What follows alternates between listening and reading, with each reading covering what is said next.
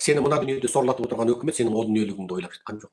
Ана бір секта бас шығып та бір емшек ембесе болды, үйлене берсе болады. Ағасының қызын, інісінің ұлы ала берсе болады, ағайынды екеуі құда болса болады деп. Бүкіл қазақ, бүкіл жер ойбай деп. Мен сендерге айтайын қыздар. Жер бетіндегі 8 миллиард адамның 2 миллиарды мұсылман болса, содан бір 2 миллион имам шейх пәтуа беріп, қазақтар болды, бір омырау ембесе болды, ағасының қызын, інісінің ұлы ала берсін, ағайынды екеуің сөйтіп бір-біріңе құда болыңдар деп пәтуа берсе де, бұл қазақ туыстар үйленбейді. Үйленбейді қазақ. Біздің қанымызда тұр. Біздің қанымызда тұр. Біз сарт емеспіз. Біз бәрібір ана қызда ана інісі қарындасым ғой дейді, анау ағам ғой дейді. Бөлелер үйленбейді бізде. Қарындасым ғой дейді. Ол сарттың молдалары, ол сарттар айта берсін, қазақ үйленбейді.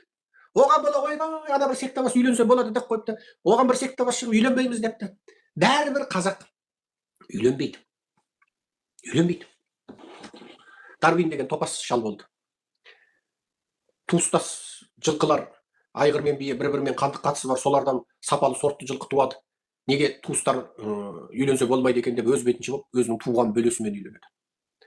3 қызыма, 4 қызыма болған бүкіл баласы жынды, дүлей, делқұлы, кәдімгі кемақыл болып шығады. Дарвиннің бір баласы сау болмайды. Дарвин өле-өлгенше соның дертінде қайғы жұтып, қасірет жұтып біледі.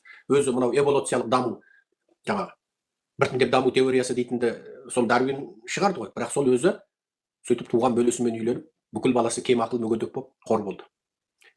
Қазақтар үйленбейді.